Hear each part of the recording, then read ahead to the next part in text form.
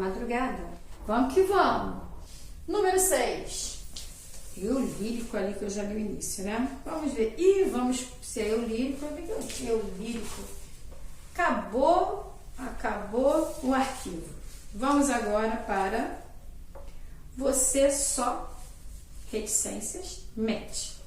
Ou seja, você só 3 pontinhos, para quem não sabe, esqueceu o que é reticências, mente. A palavra mente é a palavra que será trabalhada nesse texto, tá? Vamos lá. É um poema. Poesia, poema. A poesia está dentro de um poema. A poesia você cria e todo poema tem uma poesia. A diferença é que eu tenho o poema, a matéria-prima dele é o quê? Você sabe? São as palavras. Ele tem a sua estrutura, estrofes e versos. A poesia, qualquer pessoa cria facilmente. Não tem literalmente a palavra como sua matéria-prima, mas sim um momento feliz, um momento triste, um objeto, uma paisagem. Então você cria a poesia, certo? E todo poema possui poesia. Entendido? Só para não esquecer. Vamos ao tema. Você só mente. Não espero mais você, pois você não aparece. Creio que você se esquece das promessas que me faz. E depois vem dar desculpas, inocentes e banais. É porque você bem sabe que você desculpa muita coisa a mais. O que sei somente é que você é um ente que mente inconscientemente, mas finalmente, não sei porquê, eu gosto imensamente de você. E, invariavelmente, sem ter o menor motivo, em um tom de voz altivo, você, quando fala, mente. Mesmo involuntariamente, faço cara de contentamento, pois sua maior mentira é dizer a gente que você não mente. O que sei somente é que você é um ente que mente inconscientemente, mas finalmente, não sei porquê, eu gosto imensamente de você. Noel Rosa. Texto de Noel Rosa. Vamos lá. Essa questão não é da UERJ, não, é da VUNESP. Questão 6. Demonstre o caráter irônico do emprego dos adjetivos inocentes no 6º verso da letra de Noel Rosa. Bem, eu não gosto de pegar somente o fragmento para a interpretação. Eu gosto de ler e olhar no contexto. Depois eu vou para o enunciado exatamente verificar o que ele pede, tá? Por exemplo, acabei de ler o texto inteiro. Tem somente aqui me solicitando inocente. E o verso? Eu já esqueci. Então, vamos lá voltar ao texto. Inocentes e banais. Só tem isso. Bem, para que eu possa entender, eu tenho que ler o que vem antes. Senão, não consigo chegar à resposta. Não espero mais você. Se começa pelo título. Uma vez que está para cima. Você só mente. Não espero mais você, pois você não aparece. Creio que você se esquece das promessas que me faz. E depois vem dar desculpas inocentes e banais. Agora eu estou dizendo que esse inocente não tem nada de inocente. Ele mente e coloca respostas que não são verdadeiras, certo? Então, a pergunta aqui demonstre o caráter irônico do emprego do adjetivo inocentes no 6º verso da letra de Noel Rosa. Que eu coloquei aqui? O eu lírico. Por que eu lírico? Porque eu estou num poema. Porque se eu tenho um poema, e veja, o eu lírico está na primeira pessoa, porque sou eu que estou falando. Eu aqui no caso, Noel Rosa. Ele começa na primeira pessoa do singular. Não espero mais você, pois você não aparece. Creio que você se esquece das promessas que me fez. E depois vem dar desculpas inocentes e banais. Então vejam, o eu lírico é a voz do poema. Eu falei do Noel Rosa, né? Eu falei do Noel Rosa porque foi ele que escreveu, mas eu não tenho que guardar que a voz do poema é quem escreve, mas sim, a voz do poema é o que está escrito, certo? A voz do poema é o que está lá, ok? Nem sempre. Há poemas passados que a voz do poema não é o próprio autor. O próprio autor ouviu alguém cantar. Vocês devem lembrar que eu já... até acabei fazendo rima. Que eu falei de uma época onde isso acontecia. As lavadeiras ficavam lá, as pessoas que escreviam as ouviam e... Exatamente esse exemplo que dei, né? Trovadorismo, será? E o que acontecia? Depois escrevia, certo? Então, vamos lá. O eu lírico dá a entender que a pessoa amada tinha outros casos, ou seja, ela nada tinha de pessoa pura e inocente. Afirmar algo para sugerir o oposto é ironia. Tanto que eu falei que, para chegar à resposta, se faz necessário ler antes para poder entender. Porque se eu pegar somente aqui, inocentes e banais, eu preciso saber, o título é você, aqui é o quê? Você só, reticências, mente, já estou com a ideia de mente. Inocentes e banais, a que se refere inocentes e banais? As desculpas que são dadas, porque promete, não cumpre, esquece o que prometeu, diz que vai aparecer, esquece, né? Olha lá, não espero mais você, pois você não aparece. Creio que você se esquece das promessas que me faz. E depois vem dar desculpas. Inocentes e banais. Claro que é deboche, tem ironia aqui, né? Essa é a resposta número 6. A número 7, já vi que é sobre o mente. Tem muito mente, né? Não sei se vocês se lembram, mas o mente, quando pensa em advérbio, ele está muito voltado ao advérbio de modo e de intensidade, não é isso? Lembra disso? Tem essa decoreba aí, né? Mas é necessário que interprete para chegar à resposta exata. Sempre chama essa atenção. A questão 7 fala sobre outra da VUNESP. Aponte o efeito expressivo relacionado com o tema e com a rima, quanto mente acabei de citar, né? Que o emprego de advérbios como somente, inconsciente, etc., produz na letra de Noel Rosa.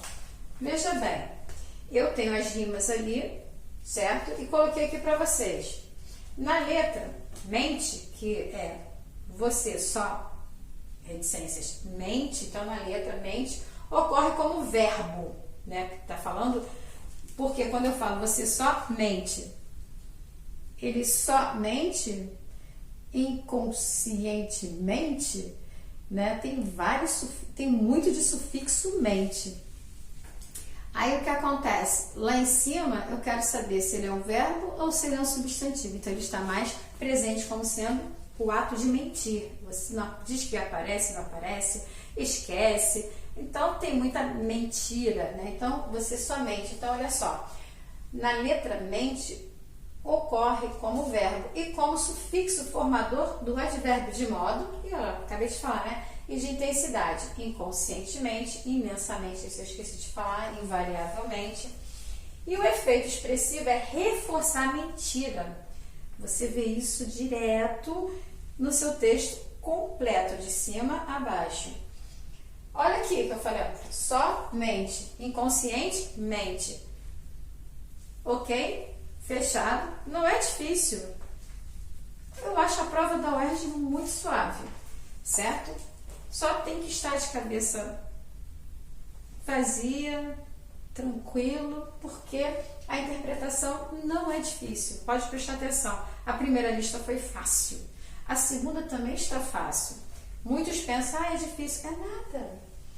Questão 8. Olha, se tem aqui, eu já até tinha falado, né? Modo, tempo e intensidade, acho que eu tinha até colocado. No refrão, são utilizados 3 advérbios terminados em mente. Qual a classificação de cada um deles? Modo, tempo e intensidade. Qual é o refrão? É que você é um ente que mente inconscientemente. Olha, mas finalmente, não sei porquê, eu gosto imensamente de você. Então, olha só, o modo, mente de que maneira? Inconscientemente. O tempo é quando ele fala, mas finalmente, o tempo é aquele, tempo final, né? Intensamente, quando fala o quê? Finalmente, não sei porque eu gosto imensamente de você. Entendido, gente? Fácil, não é? Para analisar isso aqui. Não é difícil, não. 9A. De onde será a questão 9? Unicamp São Paulo. Daqui a pouco voltamos para o UERJ. Esse aqui é Unicamp São Paulo. Daqui a pouco volta para o UERJ. A breve tira abaixo fornece um bom exemplo de como o contexto pode afetar a interpretação. E até mesmo, olha, esse até não é preposição. Palavra o quê? Denotativa. E até mesmo a análise gramatical de uma sequência linguística. Aí vem o texto aqui da Radical Chique. Queria dizer, olha aqui, acho que dá para vocês verem, legalzinho, né? Aqui como é que tá? Queria dizer que te amo incondicionalmente, indiscutivelmente, apaixonadamente, perdidamente, loucamente, docemente, homem-mente. Então veja, quem está falando isso é ele que fala para ela. No que ele fala isso para ela, tá lá, queria dizer, dizer que te amo incondicionalmente, falando incondicionalmente, indiscutivelmente, apaixonadamente, perdidamente, loucamente, docemente. Ela vira homem-mente. Então veja, vamos lá. Eu tenho uma brincadeira de novo com o sufixo mente, né? Há pouco vimos mente como sendo um modo, mente como sendo intensidade, certo? Ah, e teve também modo, teve um tempo também, finalmente virou, foi o que? Ele naquele contexto, mas finalmente, né? Dando a ideia do tempo. Viu como não é difícil? Ali, a questão 9. Questão 9A são 3 letras. Supondo que a fala da moça fosse tira, como você entenderia? Olha só, a fala que aqui está é homem-mente, certo? Deixa eu ver se eu tenho aqui. Vou botar aqui a fala do contexto que está aqui. Está escrito assim, na escrita dela, está escrito homem-mente. Então, tá com exclamação, né? Assim, homem-mente. É esse aqui o contexto dela, a fala dela, homem-mente. Então, a pergunta foi, supondo que a fala da moça fosse lida fora do contexto, esquece o que ele falou, tá? Dessa tira, como você entenderia? Simples, né? Muito simples, gente. Olha lá, fora do contexto, chama de mentiroso, né? É entendida como uma acusação de que os homens são mentirosos. Está escrito homem mente. Não está escrito esse homem mente, não está nem ao lado na fala da imagem do texto, né? Está escrito embaixo. Se está escrito embaixo, eu tenho uma palavra ou outra palavra. Lembra que lá no outro exercício, o mente ficou como sendo verbo? E aqui? Mesmo, né? Virou verbo ou não? Homem mente, está dizendo que ele tem o ato de mentir, né? Costuma mentir, faz parte dele essa mentira, né? Assim está colocado. Se você parar para analisar, eu quero dizer que te amo, aí vai falar apaixonadamente, blá blá blá, tudo mente, né? Aí vamos lá, coloquei lá para vocês a fala da moça entendida como acusação de que os homens são mentirosos, de que habitualmente falam mentiras. Homem mente, certo? Fora do contexto, ok?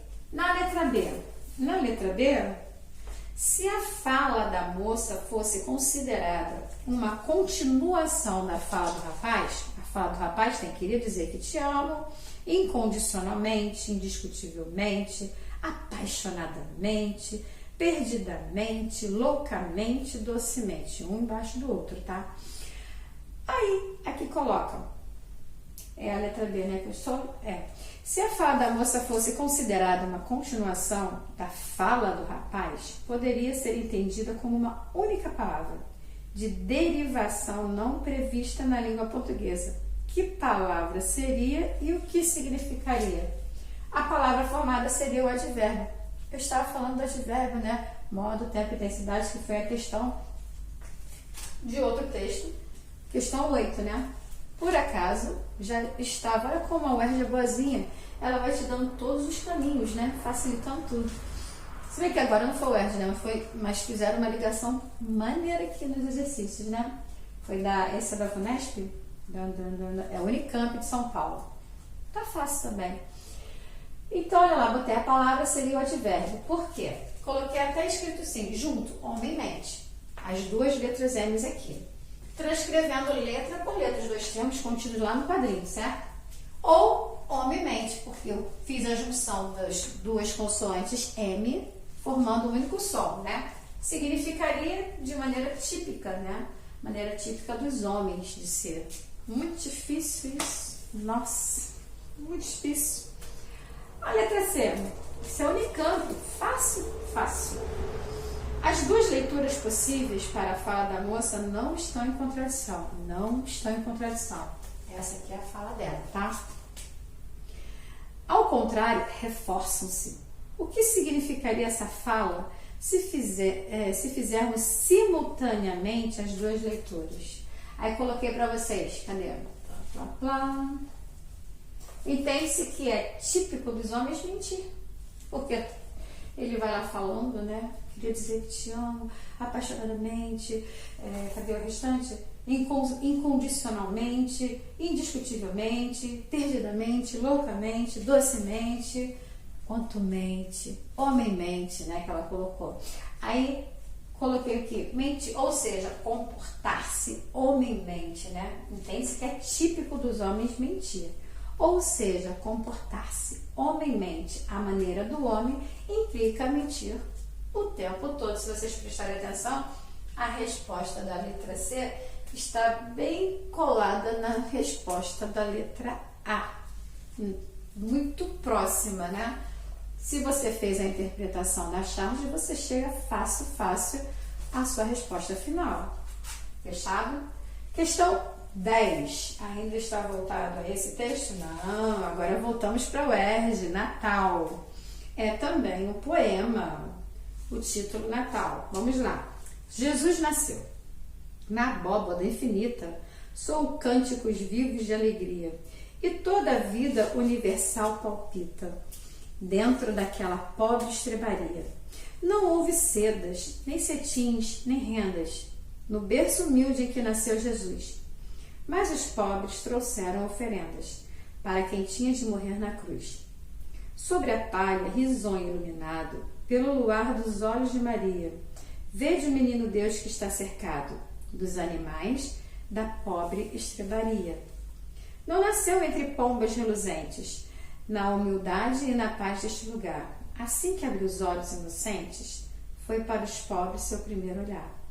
No entanto, os reis da terra, pecadores, correção, vamos lá. No entanto, os reis da terra, pecadores, seguindo a estrela que ao presepe os guias, vem cobrir de perfume e de flores o chão daquela pobre estrebaria. Sobem hinos de amor ao céu profundo. Homens, Jesus nasceu. Natal, Natal, sobre esta palha está quem salva o mundo, quem ama os fracos, quem perdoa o mal. Belo texto, né? Gostei. Ah, não acabou. Natal, Natal, em toda a natureza, há sorrisos e cantos. Neste dia, salve Deus da humildade e da pobreza, nascido numa pobre estrebaria. Bonito, gostei. Natal, como será o Natal de 2020? Né? Vamos lá. Questão da UERJ. A questão 10 e a 11 são da UERJ. Observe os seguintes empregos da preposição de, onde está lá, dos animais, no verso 12, e de flores, no verso 19. O que eu digo sempre? Tem que ler, né? Só olhar aqui consegue? Não, né? E na hora de leitura, é bom ler o contexto. Se está no verso 12 e no verso 19, vamos voltar para ver lá, né? Vocês veem que meus textos são todos rabiscados, né? Faço tudo para poder pegar e ilustrar para ser o mais rápido possível e marcar. Quem é meu aluno sabe que eu risco minha apostila todinha, porque eu marco tudo para poder apresentar o meu argumento e por que cheguei nessa resposta, certo? Ah, mas tem resposta. Pode ter resposta, mas como eu coloquei no início do texto, no início da aula, eu falei o quê? As respostas de vocês não precisam estar idênticas a estas que estão aqui no quadro. Precisa saber se está no caminho exato, sem que você fuja, né, daquilo que é perguntado. Você não tem que responder com algo a mais, até porque se você faz uma prova discursiva, tá? Você não tem que colocar informações a mais. Estas informações a mais lhe custarão caro, você perderá ponto. Porque quem está corrigindo entenderá que você está enrolando. Então, você tem que ser objetivo. Ok? E o verso 12 e o 19. O verso 12 está na terceira estrofe e o verso 19 está na quinta estrofe. Então, eu vou ler a terceira estrofe e buscar dos animais que está aqui, que eu já marquei, que eu estou fazendo, é claro. É o meu quarto verso. O 12 é o quarto verso da terceira estrofe. Sobre a palha, risonho iluminado, pelo luar dos olhos de Maria, vede o menino que já está cercado dos animais da pobre estrebaria. Se você prestar atenção, ele está cercado por quem? Quem o cerca? Ele está cercado pelos animais. Então, eu tenho o agente. Na forma mais fácil também, você pode fazer a pergunta ao verbo. Se ele está cercado de animais, aqui coloca dos animais, né? Está cercado dos animais. O correto seria, quem está cercado de quê? Se são animais, ele está cercado pelos animais, que é o agente aqui, certo? Então, a resposta dos animais, que lá, agente, ele terá que ficar como pelos. Flores é o verso 19, né? Coloquei ali matéria com flores, vamos ver qual é. Vou ler novamente. A propósito, está na quinta estrofe, no terceiro verso, mas eu vou ler os quatro, tá? Não precisa, mas vou ler os quatro. No entanto, os reis da terra, pecadores, seguindo a estrela que ao presépio os guia, vem cobrir de perfumes e de flores o chão daquela pobre estrebaria. Quem cobre o quê, né? Ele veio cobrir o quê? Vem cobrir o quê? Como fica aí o pensamento? Ou ele cobre aqui, cobre o quê? Cobre como? Se eu coloco que cobre o que, eu sou um verbo transitivo direto. Se eu coloco cobre como, e olha só, vamos ver como fica aqui. Eu coloquei ali no quadro para vocês que seria a matéria, porque como ele foi coberto é a forma como ele foi coberto, certo? Por isso eu coloquei aqui que é a matéria, que se eu colocasse aqui, colocou flores, perfumes também, né? Jogaram perfume nele, cobriu, ele foi coberto de perfumes, né? Com perfumes, não falei como, desculpa. Com perfumes, ele foi coberto, nunca estou estranhando, como eu vou fazer como? Não, é com perfumes, ele foi coberto com perfumes, com perfume, pessoa perfumada, né? E com flores, a forma como ele foi coberto. Então, é a matéria, ok? A questão 11 é a última. Essa aula está longa, mas eu espero que vocês estejam gostando. Gente, olha só, a correção, eu quero, por favor, coloca lá para mim. Faz um comentário, manda lá no grupo, pode ser privado também. Faz um comentário aí, quero saber como é que está a correção. Pode ser? Eu vou aguardar, hein? 11. O ERG, a última de hoje. Quem ama os fracos, quem perdoa o mal. Verso 24. Tá, né? No verso acima, o vocábulo mal não pertence à sua classe habitual. Indica a sua classe original. Olha, já tem uma afirmativa de que aqui no texto não pertence à sua classe original, certo? Habitual, que ele colocou. Aí ele pede, indique sua classe original, porque no habitual ele não está. Já tem a afirmação logo no início, tá? Indique sua classe original. E a classe a que pertence no verso, dentro do contexto, na sua interpretação, com as suas combinações, correto? Justifique essa mudança com base no papel sintático que ele pertence. Então vamos lá. Ele me coloca aqui uma palavra que está contextualizada, já diz que, já afirma que não pertence à classe habitual. Ok? Qual a classe habitual? Ele quer que eu diga que é a classe original dele, certo? E quer saber a que classe pertence no verso, na sua combinação contextualizada. Não satisfeito com isso, ele quer que você justifique essa mudança no papel sintático que ele exerce.